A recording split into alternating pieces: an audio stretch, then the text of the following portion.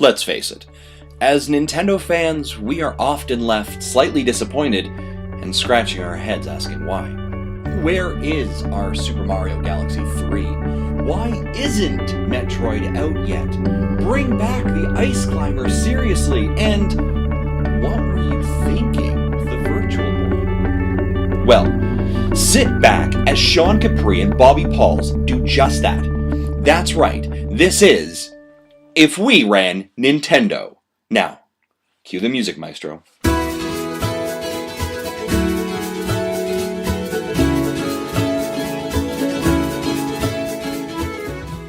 What is up, everybody, and welcome to episode 18 of If We Ran Nintendo. I am Bobby, the Nintendo Guru, joined by the cyclist extraordinaire, Sean Capri. What is up, buddy? Stop. It's good. I'm glad to be here. Let's run Nintendo. Yes. I'm gonna fake as much energy as I possibly can. So listen, Good Lord, I gotta start this episode off because I gotta tell you. For those that don't listen to We the Gamer Cast, you're doing yourself a disservice because it is one of my favorite podcasts on the internet. Stop. And I say one of because obviously this is my favorite podcast. And the Geekcast, the Geekcast is my favorite. Toby. I'll just mess with Toby. But this week, I don't appreciate you talking about this bicycling stuff. I listened to your podcast for video games. Video game, I know. And you're talking about riding a bicycle. What is wrong with you? I broke format. I'm teasing. I'm teasing because you said that. I only reason I say this because you said that in the thing, and you're like, I'm going to do this, and if you don't like it, just fast forward. But I got to tell you, and so what Sean does is he does this bike ride, and he goes to a park and stuff, and it's like maybe a couple miles, something like that. But it's for a good cause. It's for cancer. Mm-hmm. How many kilometers is it exactly? It was 230 kilometers over the 2 days. Insanity, dude. That is insanity. It was a lot. You must be touched to be doing something like that. But I got to tell you, I am blown away. Seriously. Like, I listened today, and basically what it is Sean has to say, so you tell them how much money you're going to raise? Yeah, so no, they dictate you have to raise $2,500 minimum to get in. To actually ride, yeah. So basically Sean has to campaign and beg people for money in order to go torture himself for 2 days. But it's for a very good cause. It's for and I'm making light of all this just because I'm trying to be funny and probably not very funny at all. But the fact of the matter is that I am blown away at what you do. I can't believe that. First off, you raised the money, and I apologize for not coming through and donating. I promise don't that if do you that. do it next, stop. No, listen. I promise you, if you do it next year, not only will I donate, I will rally the troops and try to get other people to donate for you. That's very nice of you to say. Next year is a different story. I'll probably forget by then, so you might have to remind me. I'm getting old. I'm in the hangover right now. This happens. So I've done this thing 5 times now. I'm in the hangover that happens every time where instead of thinking about registering for next year, I'm like, okay, I need to get my bike on Craigslist and sell this thing. Like, I am done. I don't blame you, man, because I'll tell you what, you've done it for 5 years. Yep. Just raise the money and donate it. You don't have to ride anymore. Your point, okay? You're an Iron Man. You've proven your point. Nope. Don't kill yourself. Seriously. Right. I'll play video games. That's my next thing. I want to play video games for charity next. Yes. We'll do that. We'll join the Phoenix Overdrive team, and we'll do that. We'll do that. Torturous in a different way. Yeah. At least my butt won't be sore. Your butt will be sore. You'll be from sitting on the couch all day. Mm-hmm. But I just want to tell you that I am impressed by what you did. Thank you. And tweet Sean and tell him he did a good job and let him know, because he gets embarrassed when people shower him with compliments and stuff. And that's what I'm trying to do. That's why you do. Everybody was very nice over the weekend. I was posting pictures and everybody was very nice. So I appreciate everything everybody has said already. Don't need to listen to Bobby. Yes, you do. No. Listen to me. Listen to the geek. Listen to the Nintendo Guru as I tell you all what to do, and do it. All right. But I got to give shout outs to Josh Stapleton, big time, Ray Osorio, and to Seamus. What is it? Mullins? McMullins? Yep. Mullins. I just know Seamus. I don't know his last name, but they actually did donate. They came through. They weren't losers awesome. Like the rest of us that are listening, and me myself that didn't help a brother out. Those are your words. I don't think that at all. I know, but people come to this show to talk about video games, Bob. I know. I know. But speaking of video games, I do want to do a quick shout out. Let's do it to Jacob, who was our guest on We the Gamercast. I strongly encourage everybody that's listening to this to go listen to Sean's other podcast that he does called We the Gamercast. There's a young kid. 25 years old. I call him kid. He is a kid. He's an adult, but he's a young adult. Jacob, and he reached out to you and I. Man, this was going back 3 weeks ago, something like that. Yeah, about a month ago. And he wanted to start a podcast. So he asked me if I could be willing to talk to him. And I was like, yeah, you know what? The best way is to do it like we're doing right now, exactly how we're doing now. And I said, let's do it this night, blah, blah, blah. And then I got you, and I was like, hey, look, I'm going to meet this kid. We're going to talk about a podcast. Why don't you hang on, check it out, and talk to him? And Sean totally took control of the situation. Took all the, tried to take, he's taking all the everything, all the glory, man. And, but Sean and I sat down, we talked to Jacob for, 40 minutes or so, and basically talked about what Jacob's trying to do and what he's and all that stuff. And then forgetting to mention that he charmed the pants off of us. He did. My pants were completely off. They just disappeared. Pretty much. Amazing charm magic happening here. My pants are gone. Yeah, he was telling us how great our podcasts are and how much he liked them and listened to them, and I'm just like, wow, dude, stop. Actually, I wasn't. I was like, feed the ego, and Sean's getting all shy and turning red and all that stuff like he does, and doing that boyish little school giggle right there where he gets all shy. And I was just like, but whatever. I mean, it's but he's getting ready to start a podcast with his buddy. I got to tell you guys, when the time comes to listen to this, I'm ready to listen to this podcast. I think it's going to be a lot of fun. Give them a break. First couple weeks might be, ironing out some kinks and learning how to edit and all that stuff because they're very green at all this. But you know what? Everybody was green at when they started. I was. Sean was.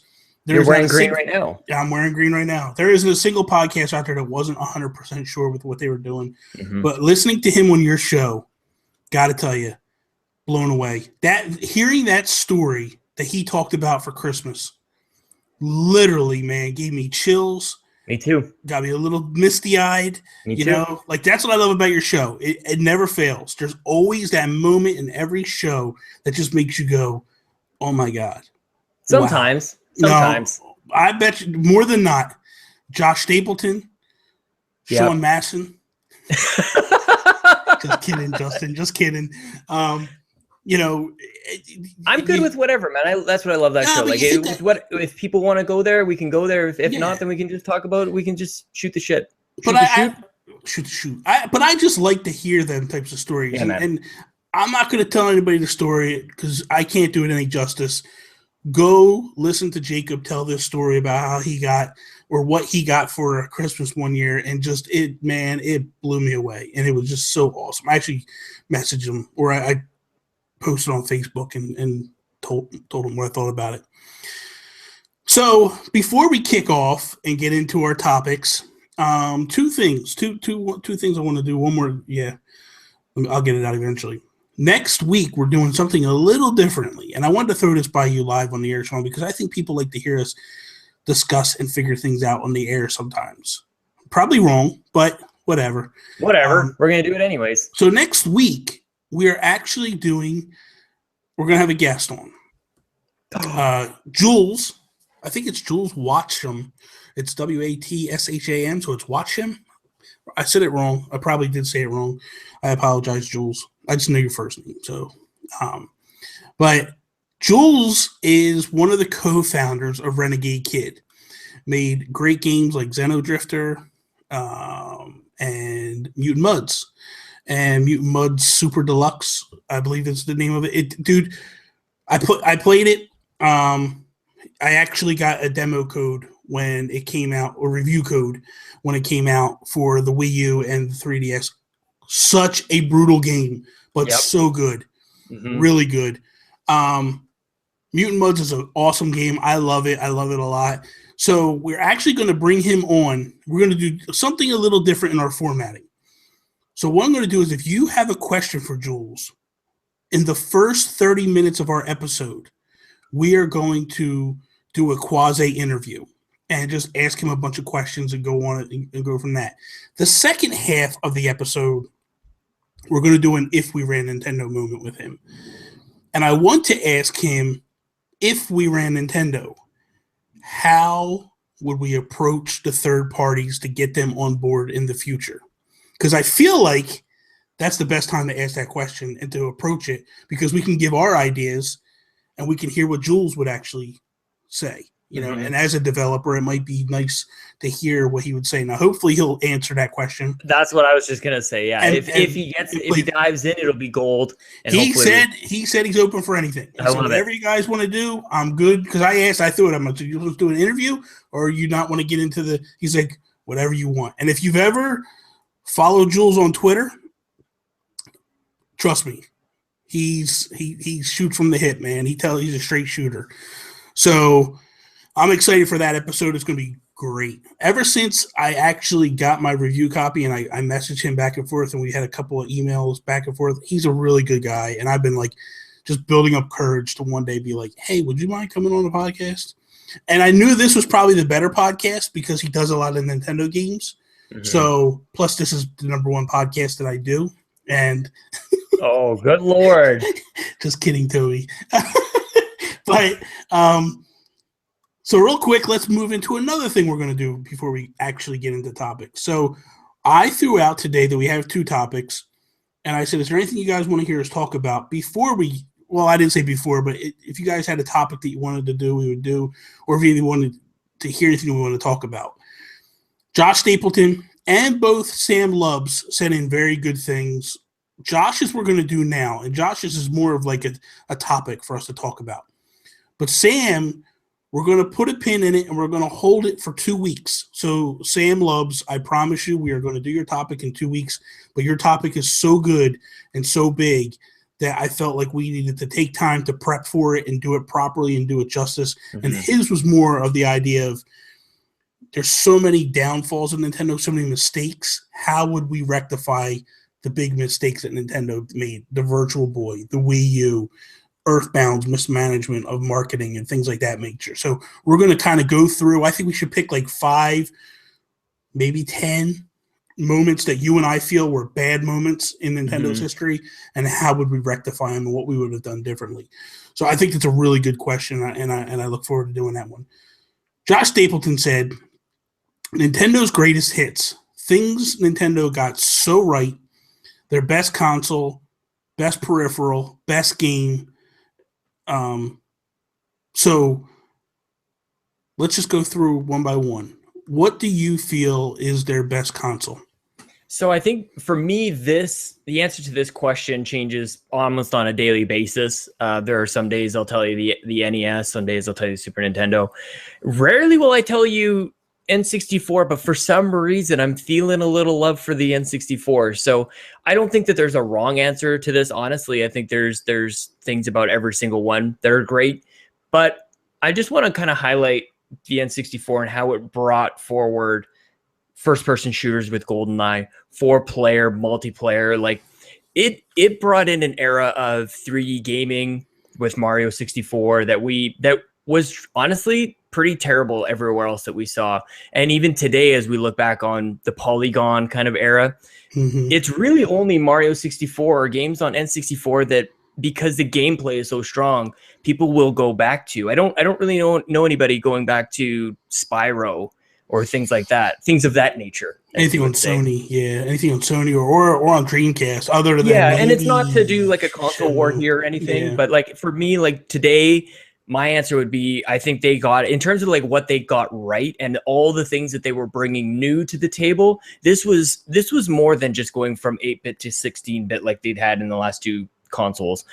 They really just blew this thing up, and nobody saw it coming. And so often I hear people talk about and they describe Mario 64, and the moment for them, this is so weird, but I hear from so many people, the thing that they were amazed with was how if you just lightly push the joystick forward, he walks, and just the fidelity and the control. They were the first ones to go analog joysticks. Right. Yeah. Like this was a huge moment in video games, and it was Nintendo that did like the 4-player 3D. We've got the Rumble Pack. We've got force feedback coming to consoles for the first time. We'd had it on PC with some Logitech and some Microsoft Sidewinder stuff like that. Yeah. But I mean, they pushed forward memory expansion and all these different things. You had a crazy selection of games. The launch lineup they absolutely got right, at least with Mario 64. And they maintained, I think I'll point this out just to kind of close this out.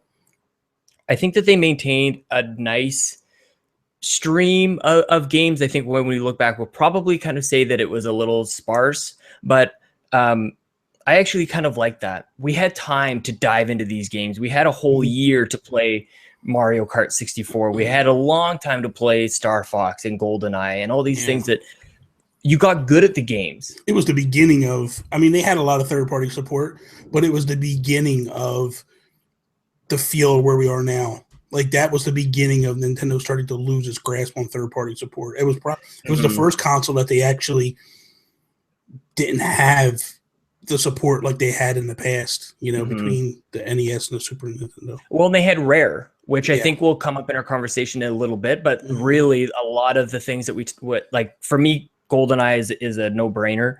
But I love Killer Instinct Gold. Like I had so much fun playing those games. So, and Diddy Kong Racing would have been Rare as well. So I just wanted to give a little love to N64. I think the NES, Super Nintendo get plenty of love. So to answer Josh Stapleton, and it was what he said, what did they get right? That's kind of, there was a lot that could have gone wrong for the 64, a lot of risks being taken. So I wanted to celebrate that a little bit. See, for me, their best console's the Super Nintendo. I respect what you're saying. And I don't disagree. Like I said, like there's reasons for all of them. I respect what you're saying with the N64, but for me, growing up in that era and coming off of the NES and how in love I was with the NES, and then they just took that thing. Because here's what's weird with the NES. So the NES come out the gates and just blew it out the park. You had Super Mario Brothers, you had Mike Tyson's Punch-Out, you had Kid Icarus, you had Metroid, you had Zelda, and then they did this weird thing with their number 2s. They changed the format on them. Now, I'm a huge proponent of Super Mario Bros. 2. It's my favorite Mario Brothers game of all time. And a lot of people don't agree. A lot of people hate that game and don't like it and such. But I felt like they did a lot of things in that game and got it right. So they went to 3, and 3 kind of went back to the basics a little bit. But then when they went to Super Mario World, it went right back to basics again, and they kind of course corrected. They didn't have the time to do that with Zelda. They did Zelda 1, Zelda 2, and Zelda 2 was so different that when Link to the Past hit, it's my favorite Zelda game of all time. And it's just like, oh my God, because I love the first Zelda, and then they basically gave me more of that with just better, cleaner, great-looking graphics. I love that game. They basically gave sequels to almost every single game out of the original Nintendo library, and they were just better. You know what I mean? All they did was just slap the name Super on it, and it was just amazing. Say, branding was so perfect, too. Right? Yes. And my favorite Metroid is on that system, Super Metroid. Yep. I'm so glad you said that. A lot of people, I think, I don't know if they're faking it or if they're kind of overcompensating, but I think Super Metroid is the best one as well. It's absolutely more accessible. It's not so obtuse. It's challenging. That's really the game that inspires all these games that we see now. It's Super Metroid. I think Absolutely. rather than the original one. I agree. So for me, it's a Super Nintendo. What about peripheral? Peripheral? That's easy for me. That's the Rumble Pack. No, the Rumble Pack, man. Like that thing is the one thing that transcended all peripherals. That was the one that not only did they do it, everybody copied it, and we still have it today. Mm-hmm. And that's the amazing thing. Like I remember when that first came out, that Rumble Pack, and I saw this thing, and I was like, "That is so stupid. I don't want this thing. This is dumb. It's the dumbest thing in the world. It's big. It's heavy. Yeah, it's like, what are you doing? This is so.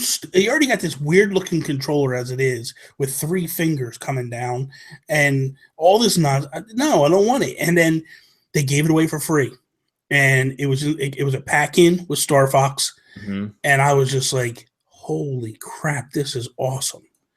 And so much so that like Sony jumped on board on the next controller that they did, and like that was it. Everybody, Xbox does it now. Like the gamepad, as big as that thing is, it still vibrates. Like every controller since that Rumble Pack came out has been locked in.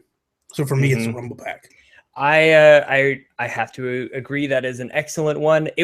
It was a nice way to bring it over into the console space. As I mentioned, I had been playing with a force feedback joystick on PC for a little while, so it wasn't completely new, but it was an elegant solution. I liked that they used that memory pack little space for so many different things that mm-hmm. you could actually add this thing in. I'm going to go all the way back to the beginning. I know, so we're going to flip here a little bit. I gave a little love to the N64 already. I'm going to go back to the original NES. One of the things that got me totally into games at the very beginning, playing Duck Hunt with the Zapper.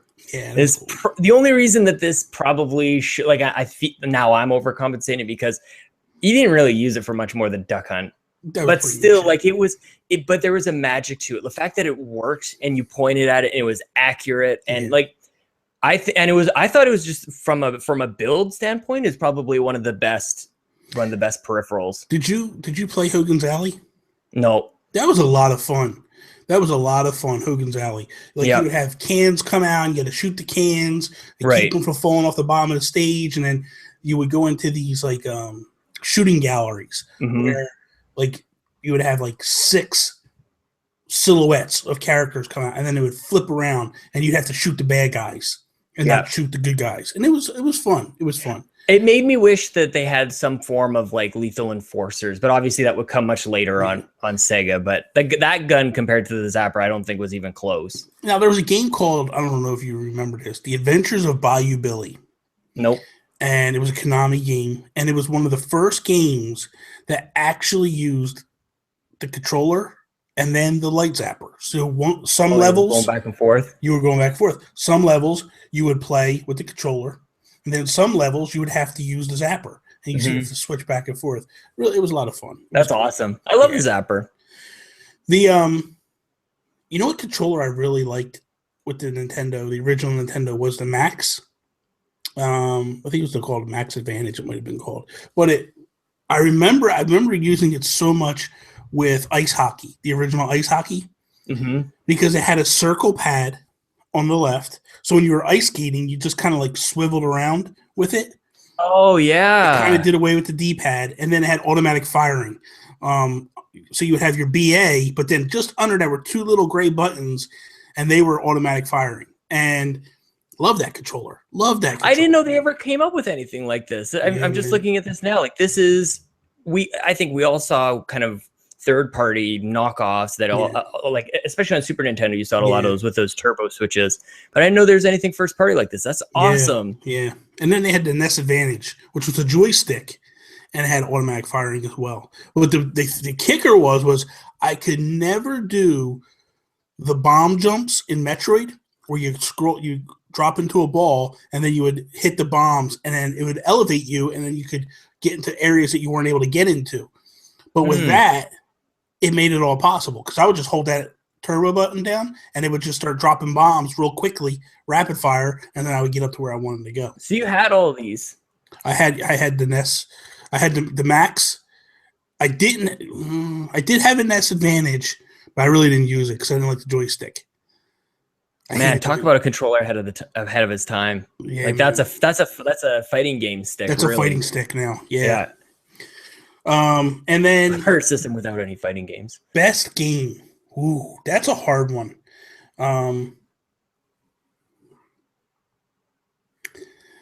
Man, you know what? For me, it's got to be Punch Out. Even to this day, Punch Out's like one of those perfect games that just was awesome, you know. And it was like it was constant boss battles. That's all you're basically doing. You're fighting. You're leading your way up.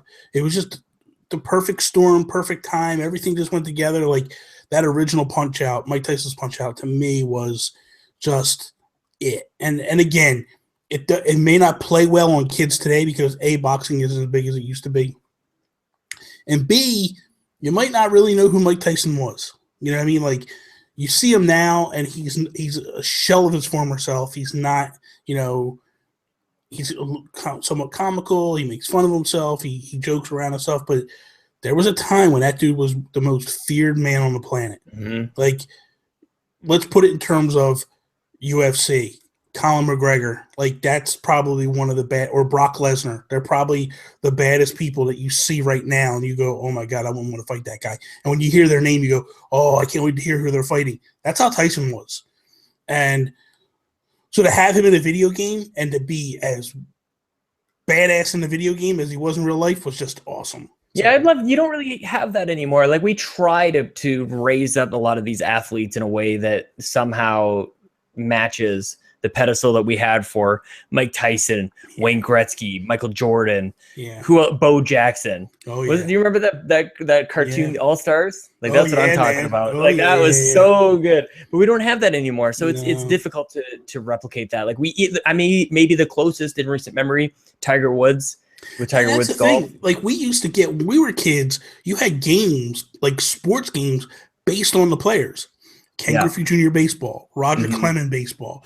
You know, Wayne Gretzky hockey. You would get this stuff all the time. I think there was a Mario Lemieux hockey game at one point. It was a consistent thing that's what you got. You know, like there was a Buster Douglas boxing. Who's the 49ers player who had his own? Montana. No, was it him? Or was it? Yeah. It was a wide receiver. I thought he had his own game, and it was him and his dog. Somebody asked. Rice. Was it Jerry? Yeah. His dog was in the game. Yeah. But I don't know if you remember this, but Joe Montana Sports Talk Football. And that was the first time there was actually play-by-play in a game. And that was on the Sega Genesis. That's awesome. Yeah, Sega did sports so great. Yeah, they did. So what would be your best game?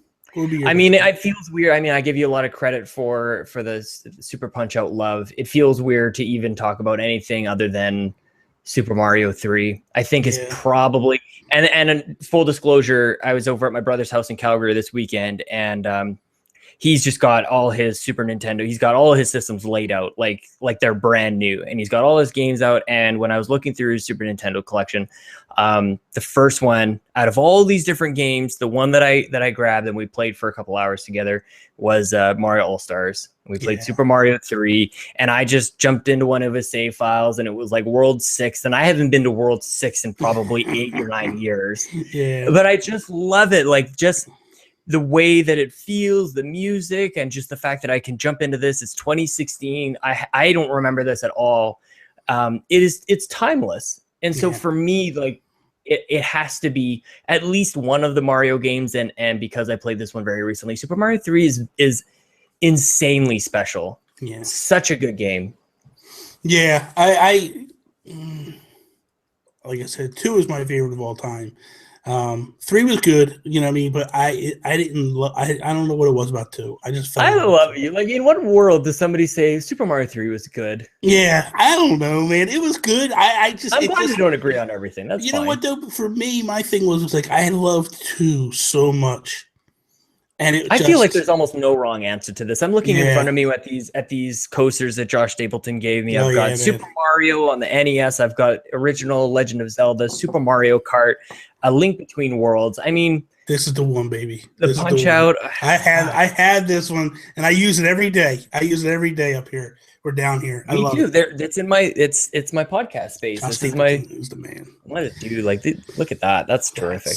That's sweet right there. So not really if we ran Nintendo topic, but let's kick this bad boy off now. fanboy That was over. that was a fun topic, and because we don't do that really on here, we kind of stick to business per se, and this is kind of like, it was a nice little fun topic. So I like it. Maybe we'll work that in a little bit. Yeah, we could. It's discussion points. Yeah, exactly.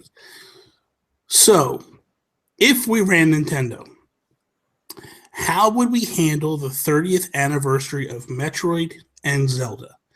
So, this past weekend, I think it was Saturday, was the 30th anniversary of Metroid in Japan. Mm-hmm. Nintendo did nothing. I think it was the 30th anniversary of Zelda earlier this year. Mm-hmm. They did nothing. Mm-hmm. And I feel it's a mistake. We had the year of Mario when it was the 30th anniversary of Mario. They did the year of Luigi when it was the 30th anniversary of Luigi. And maybe because the year of Luigi brought such a bad year for Nintendo, they felt like we're not going to go back to that ever again. But I don't know. I felt like I wouldn't have done like a year of Zelda or a year of, Metroid. You can't do a full year. You can't celebrate something for 365 days. It's impossible. You don't even celebrate a console launch for that long. When they hit the 25th anniversary of Mario, they put out a limited edition Wii, and they might have done something for Zelda then too. I don't really remember off the top of my head when they Isn't that when they did the All-Stars limited edition little package? Was that the 25th anniversary of Mario? I think it might have been. Yeah, but it came with you bought. I'm looking at it right there in front of me. So it was a Wii. It was a red Wii. It was a wed. It was a red Wiimote. Came with Wii Sports. Also came with Super Mario Wii, or New Super Mario Bros. Wii, and it also came with a soundtrack, a book, and Super Mario All-Stars all in one. So it was a huge bundle. I mean, you got like a huge bundle there, and you didn't pay no more for it than anything else. It might have been maybe $20 more or something like that, but you didn't really pay a whole lot more. So the thing about that's nice is that it kind of coincided with one of the largest, like one of the best-selling consoles. Everything, like all the stars aligned for that one. Yeah, perfectly.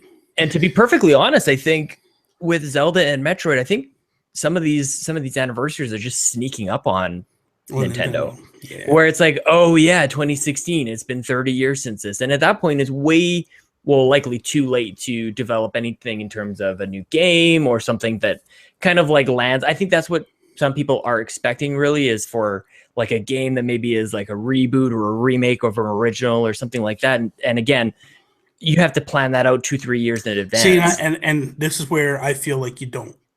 And I'm not saying that you do that, but in order to do what people want, I have ideas. I have ideas that I think would make people happy. So let's give it a whirl. That's why we're here.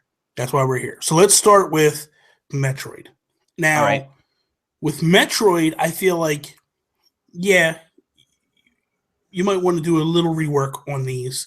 But what I would do is I would do a game called Metroid Classics, and it would be the original Metroid, Metroid 2, that was the Game Boy game, and Super Metroid, all on the same disc. I feel like you need to remaster them a little bit, so it might take a little bit of work, but I don't feel like it's as much work as, say, remastering like Super Mario 64 or something like that. First off, you knew last year that coming into this that this would be the 30th anniversary. So I feel like if they would have started it last year, you have the whole year pretty much to do some work now. Because you could do it any time this year. You could be like, hey, it's the 30th anniversary of Metroid. Here you go. Or if you want to do it on the actual 30th anniversary, fine. But I would do that, right? So I'd have them 3 games on one disc. I would also include a statue, a Samus statue, and a Metroid t-shirt. And the Metroid t-shirt would be a gray shirt, with the original box art of Mhm. Metroid on it, and that would be my 30th anniversary bundle, and that's what I would do. I like it. I think that sounds really great. And it doesn't really sound like anything that you need those years in advance to kind of prepare. And that's what I was looking at, because I looked Yeah. at it and go, look at they, like you said, it snuck up on them. Mhm. And it It shouldn't sneaks up have on all of us. Like, I Yeah. honestly don't know anybody who's thinking like in 2 years, nobody's going to be going, in 3 years, it's going to be the 35th anniversary for Zelda. So I hope Nintendo's thinking, like, nobody's thinking that. They read these things on Twitter, and then they go, wow, I can't believe, like. But here's the thing too, and this is something I would change immediately in-house. Nintendo doesn't even tweet that crap. It's your franchises, man. Yeah. Send a tweet out and go, hey, today, this day, 30 years ago, we created Metroid. They don't even do that. And to me, that's ridiculous. For a company that is so ingrained on their history and their past, they don't even acknowledge it on that date. It's stupid. Don't give me nonsense that it's on the weekend or something like that. Like, how hard is it to pay some idiot in the office to tweet out? Come on. You can't do that. That's nonsense. Because you know what? The worker bees, I'm sure, are in the office. You know, pick up the phone and call one of the devs and go, hey, run down to social media and type it in and send out the tweet. Like, I don't get that. It makes no sense whatsoever. Like, you're a multi-billion-dollar company, and you can't even tweet out, like, happy 30th birthday to Metroid? Come on. That's just stupidity. I'm sorry, but that's just dumb. Just so everybody knows, I saw this wrecking ball that Bobby was doing here. He was like a bomb charging through, and I literally ducked.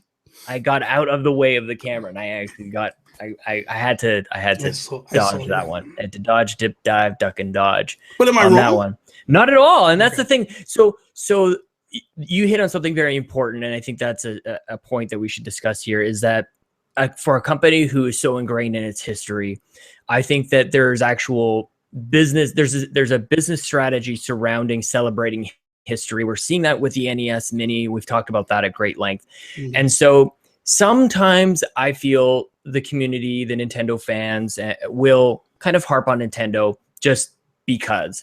And they don't really, like, for some things, some things are going to move the needle in terms of financials and sales and things like that. And quite frankly, most of them will not.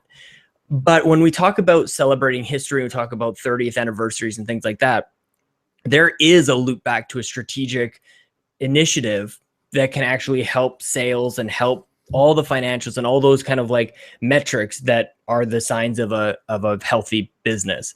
So some things we can complain about, probably not going to do any good.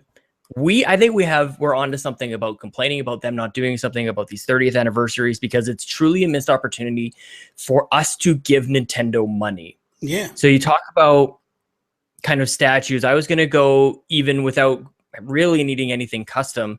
Let's continue to celebrate Amiibo. We have this family. We have this toy line that everybody is already in, and we get especially crazy when something is limited. Why not do a gold Samus? That's what I'm talking about.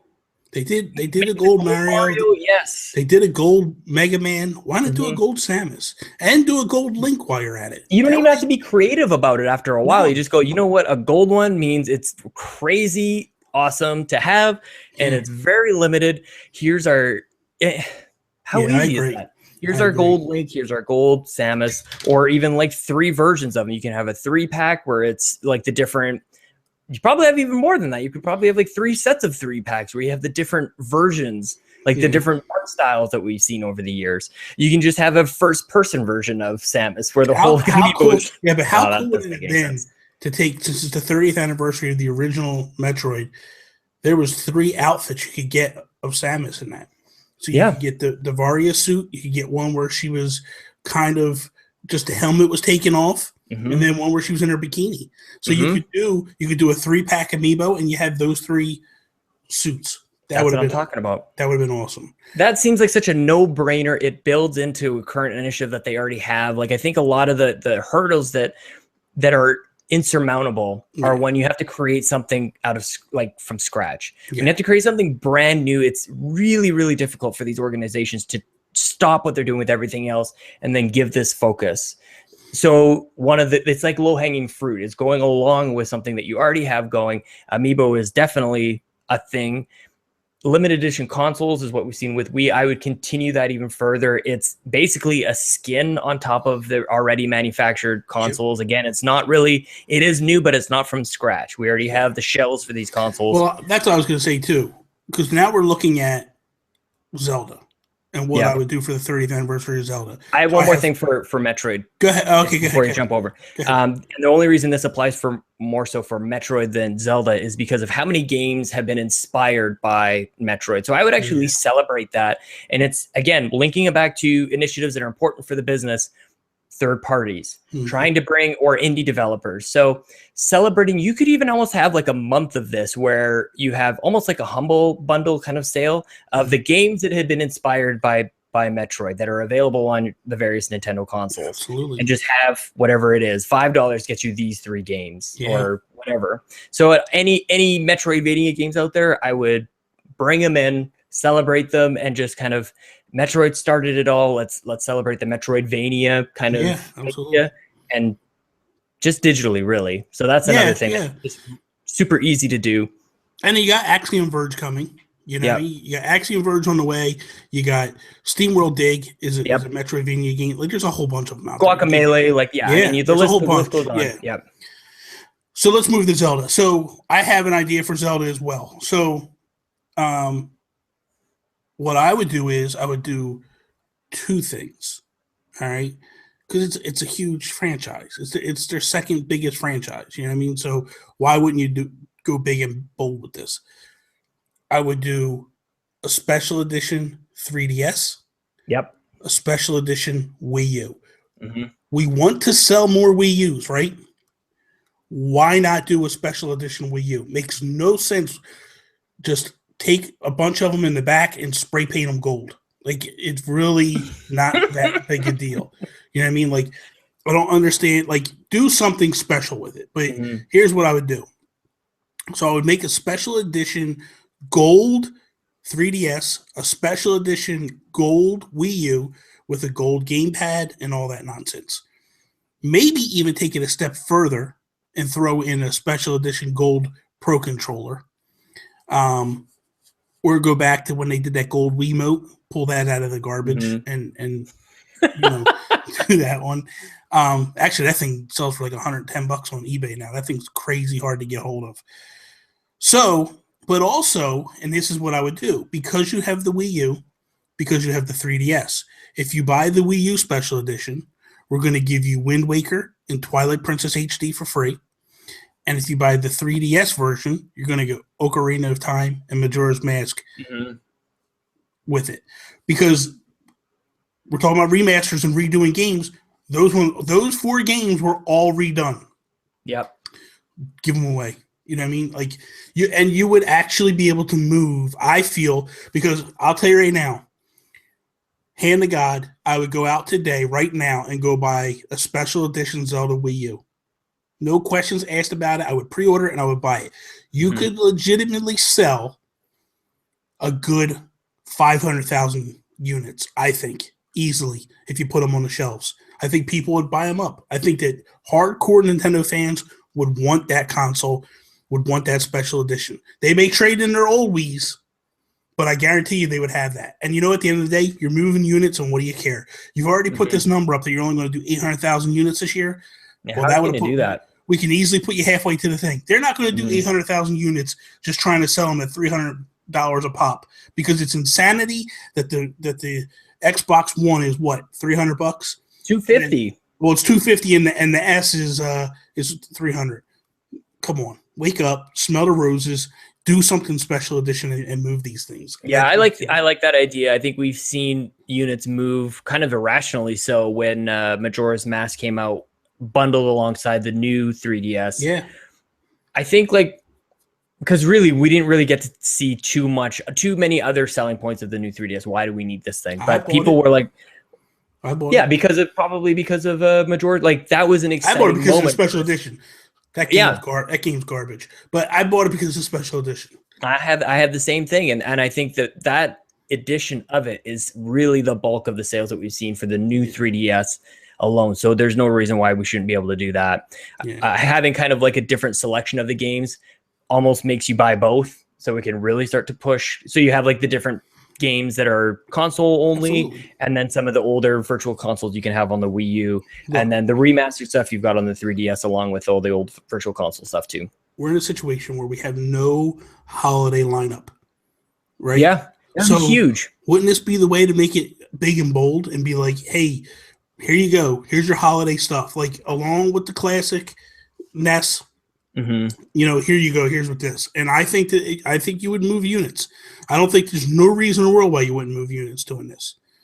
What about this, the box set of Zelda books? So there was like Hyrule Historia, and there's like 5 or 6 of these other ones. Yeah, I only have, what do I have? I have Hyrule Historia, and then this other one. It's still in the plastic. Oh, it's Majora's Mask, collector's edition. So I have it's sitting over there. It's a treasure chest. Yeah, I open it up, and I think it's like 6 or 7 hardback strategy guides. These are gorgeous. They are beautiful, beautiful. I love them. So include that somewhere. I don't know if that makes packaging or shipping probably an issue, but maybe you get one, or maybe you can choose one of them along with it. Yeah. And then that encourages you to probably buy the rest of the set. Things like that. Things of that nature, Bobby. Yes. In my heart of hearts. I just think that, I think that we're in a situation where we can move units, celebrate the 30th anniversary. And listen, people would buy these things. There's no doubt in my mind that we should run Nintendo. Reggie Fils-Aimé, listen, if you need someone to pony up and take over that position, I'm here all day long. I would love that job.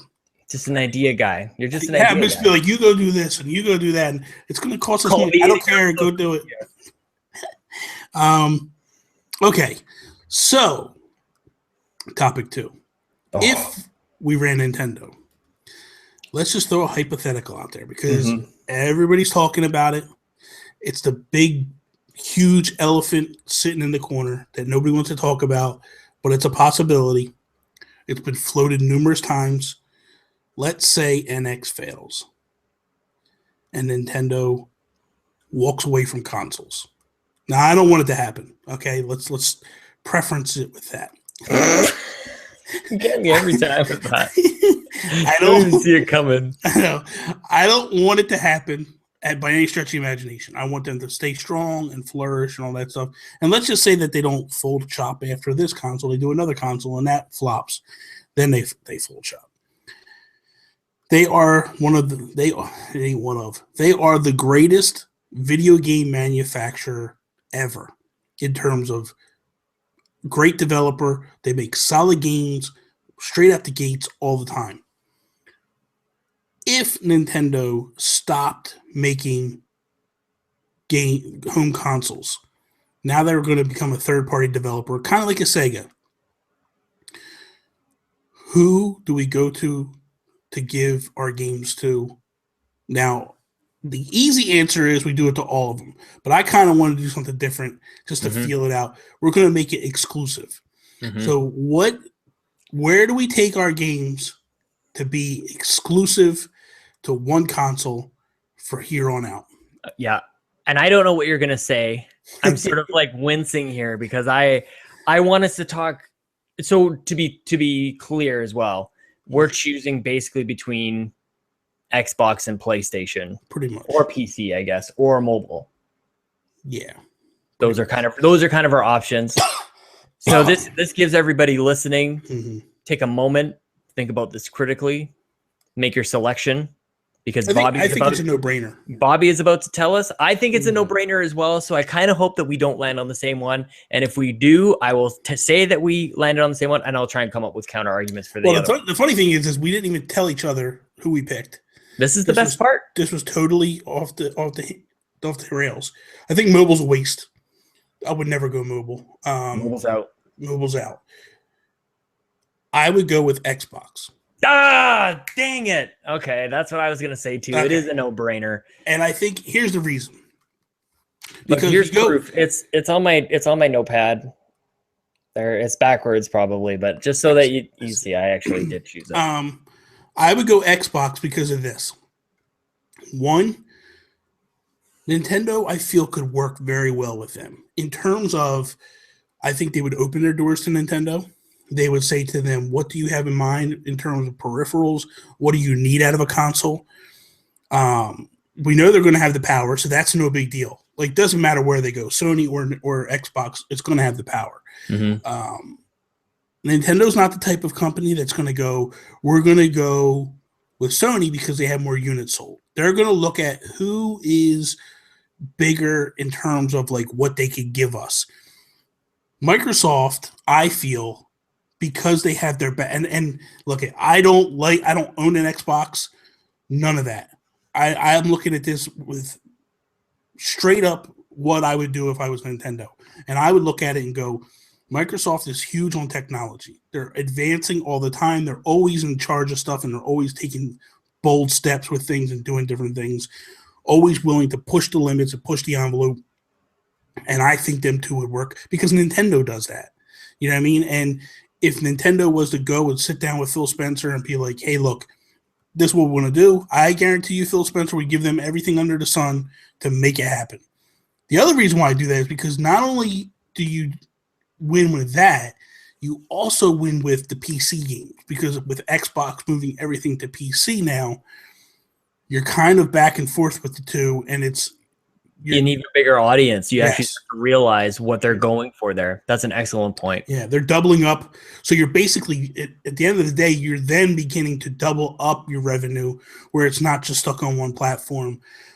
Where if you go to Sony, yeah, you got 40 million units on the PS4, but what happens when PS5 hits? What happens when PS6 hits? If they're not big, bold moves, they're in trouble. It's funny hearing you say that, because I think I've only heard negativity coming from the Xbox kind of faithful of why are they, and I don't want to derail this too much, but why like there's no point in owning an Xbox because nothing is exclusive. It's going over to PC as well. But from a business standpoint, and really from the gamer standpoint, the fact that more people can play, this Play Anywhere initiative is huge. I'm a massive fan of it. Yeah. I like playing on my console, so I'm happy that more people just get to play. Like I have a PC that is totally capable of it. I could take advantage of it. So adding a Nintendo library to that is insane. It's really great. And I was going to say, I'm going to try and come up with counter arguments to that, but I think this is a no-brainer. The only one reason to go to Sony is because of the units that they've got right now. But that's it. Xbox really is at a point where, and PSVR, I think, is another thing that could be. But I don't think there could be Nintendo something wants there. that. I agree. I don't think They've come out Nintendo and wants said anything to do with it. Yeah, because Nintendo is all about the couch co-op, and that basically isolates you on an island with that VR. When you put that helmet on, you're done. There is no more talking to mom and pop on the couch because you're zoned into whatever you're doing there.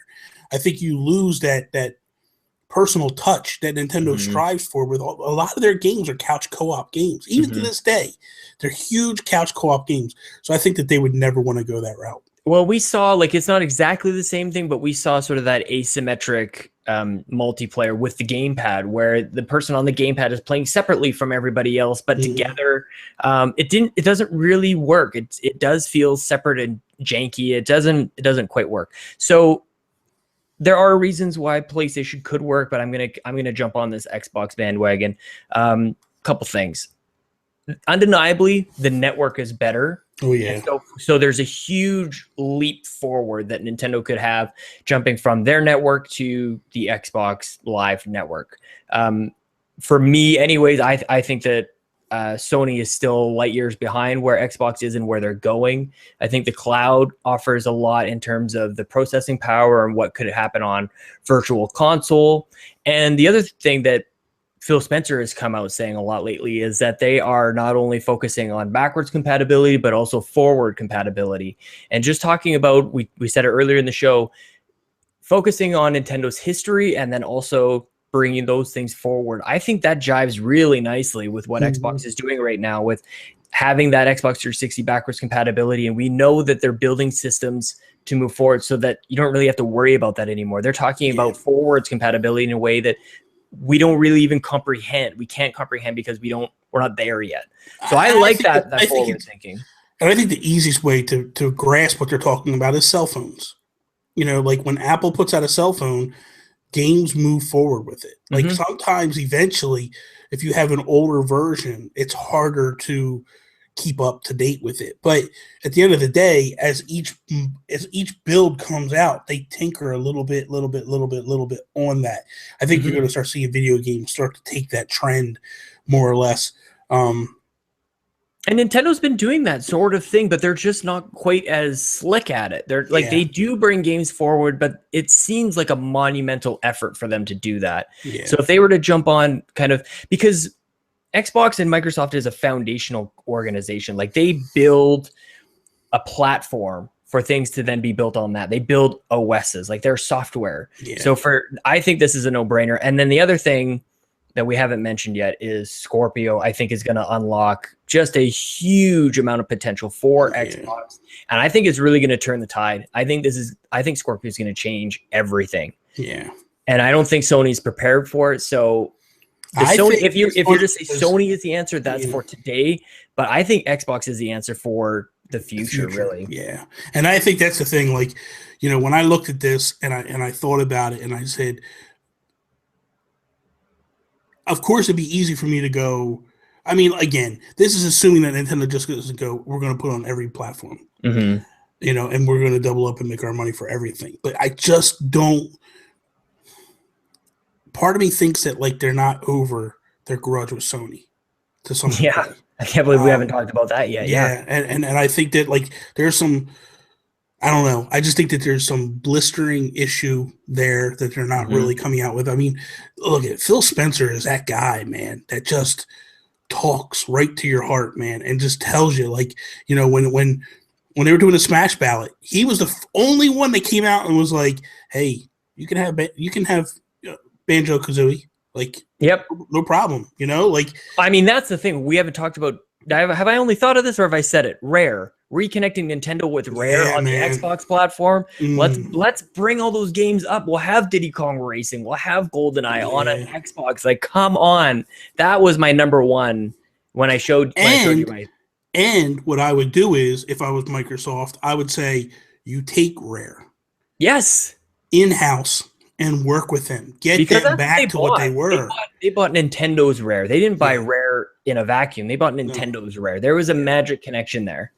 Yeah. And that's huge.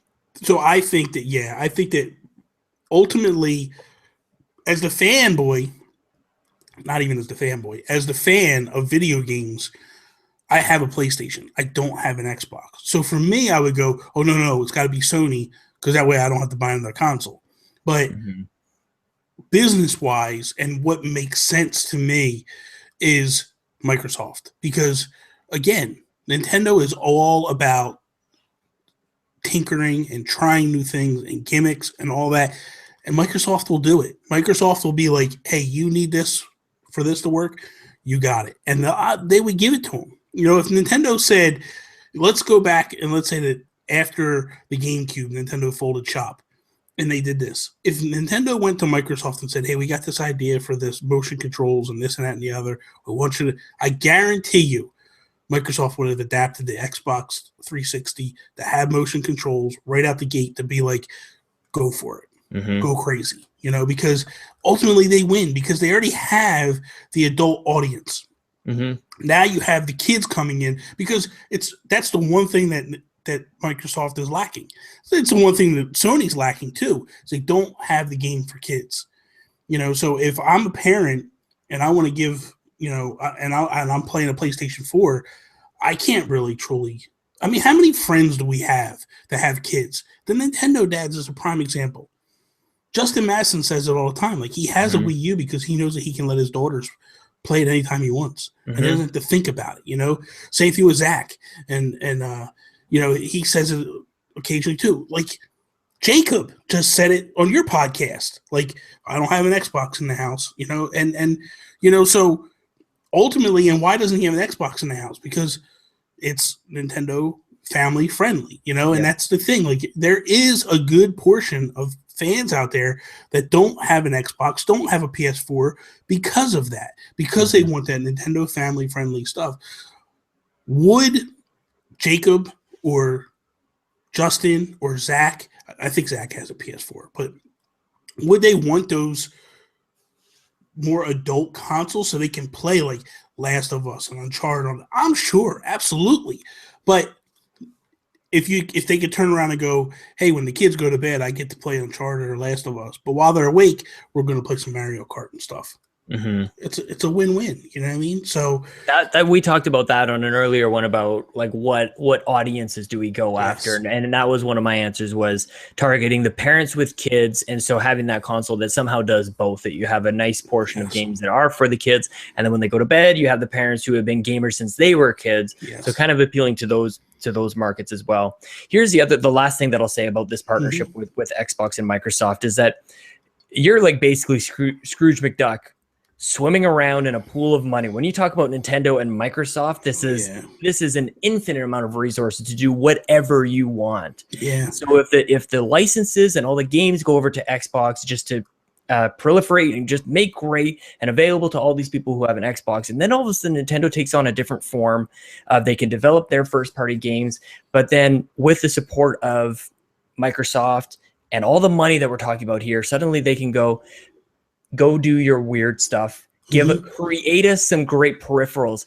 I strongly feel that if Nintendo were around with Xbox kind of this whole time, we wouldn't see a Kinect fail. We wouldn't see things like Microsoft or even Sony's Move, things that are trying to be Nintendo. We don't see them fail. You actually see them be completely integrated, and really that's where Nintendo's strength is. And like they're tied to creating these peripherals and then also creating the hardware with them. But if they were focusing just on how do we add on to these things, I think you start to see maybe even an NX happen earlier than this. Yeah.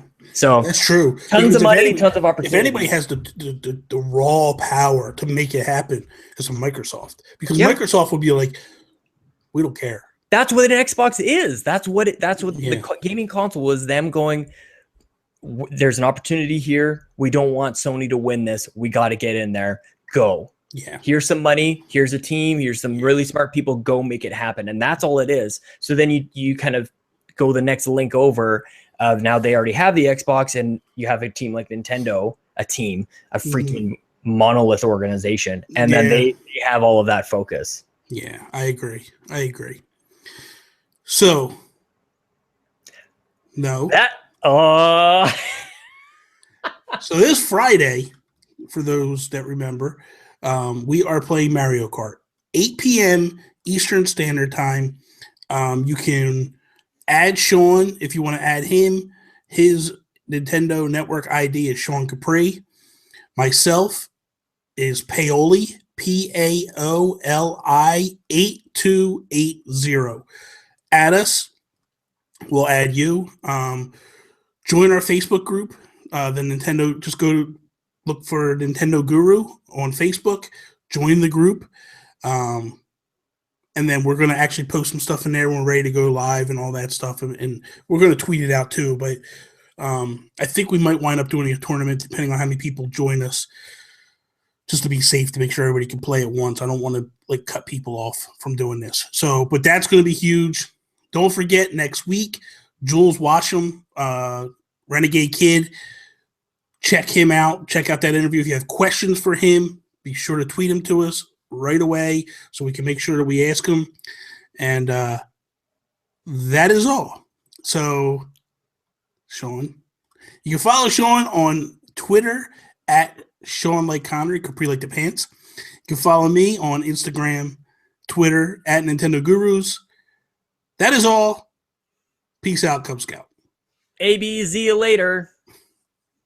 Bye. I was waiting for you.